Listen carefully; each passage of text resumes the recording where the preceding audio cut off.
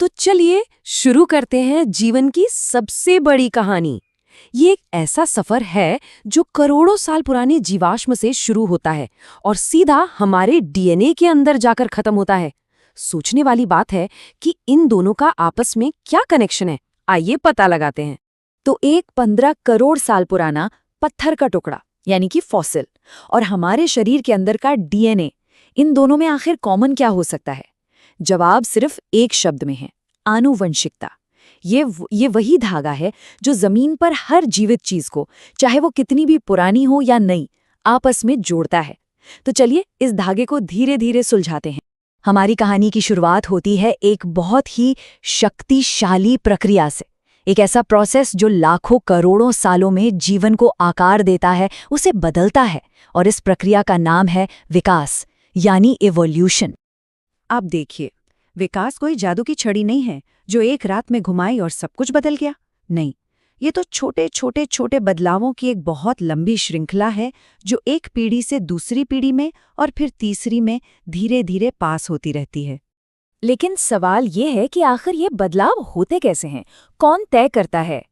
इसका जो main engine है ना, वो है प्राकृतिक चयन यानी नेचुरल सिलेक्शन। ये प्रकृति का अपना एक तरीका है, एक फिल्टर है ये चुनने का कि कौन सी खासियत, कौन से गुण अगली पीढ़ी तक पहुंचेंगे। चलिए इसको एक बहुत ही मशहूर उदाहरण से समझते हैं। थोड़ी देर के लिए सोचिए, औद्योगिक क्रांति से पहले का इंग्लैंड। हवा एकदम साफ, पेड़ों की छाल हल्के रंग की। ऐसे में जो हल्के रंग के पतंगे थे वो तो पेड़ों पर आराम से छिप जाते थे, लेकिन बेचारे गहरे रंग के पतंगे वो तो दूर से ही चमकते थे और चिड़ियों का आसान निशाना बन जाते थे। लेकिन फिर पूरा खेल पलट गया। औद्योगिक क्रांति आई, फैक्ट्रियों का धुआं निकला और पेड़ों की छाल काली पड़ गई। तो अब सोचिए किसका छिपना आसान हो गया? बिल्कुल सही, गहरे रंग के पतंगों का। अब वो छिपने लगे और हल्के रंग वाले आसानी से दिखने लगे। उनकी आबादी बढ़ गई।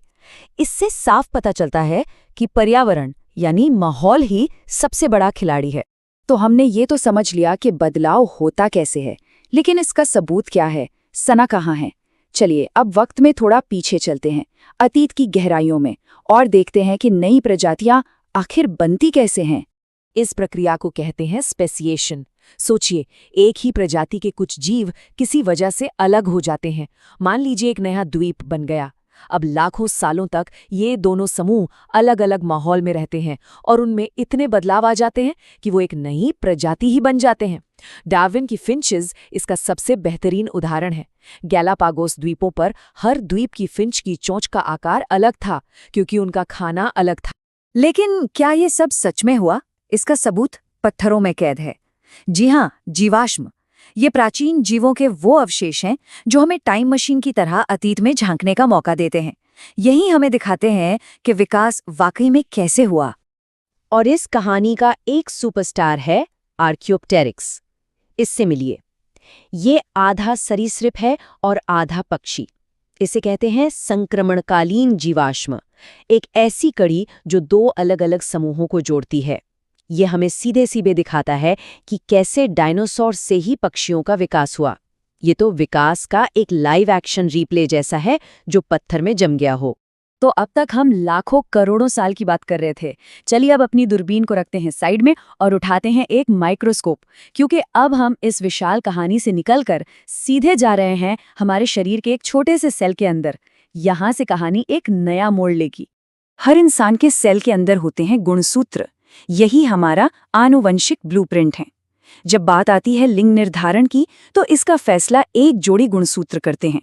महिलाओं में होते हैं 2 X गुणसूत्र, जिसे हम कहते हैं XX, और पुरुषों में होता है एक X और एक Y गुणसूत्र यानी XY। तो लिंग निर्धारण एक जैविक प्रक्रिया है। ये तय करता है कि बच्चे का लिंग क्या होगा और इसका पूरा नियंत्रण गुणसूत्रों के हाथ में होता है। ये फैसला आखिरी वक्त पर नहीं होता, बल्कि गर्भाधारण के वक्त ही हो जाता है। तो आखिर वो आनुवंशिक सिक्का उछाला कैसे जाता है? कौन सा गुणसूत्र जीतता है? चलिए अब उस एक पल को, उस निर्णायक क्षण को समझते हैं जो सब कुछ तय कर देता है। देखिए, प्रक्रिया बहुत ही सीधी सी है। जो माँ है वो हमेशा एक X गुणसूत्र ही देती है, हमेशा। लेकिन जो पिता हैं उनके पास X और Y दोनों तरह के शुक्राणु होते हैं। तो असली निर्णायक कारक पिता का शुक्राणु है।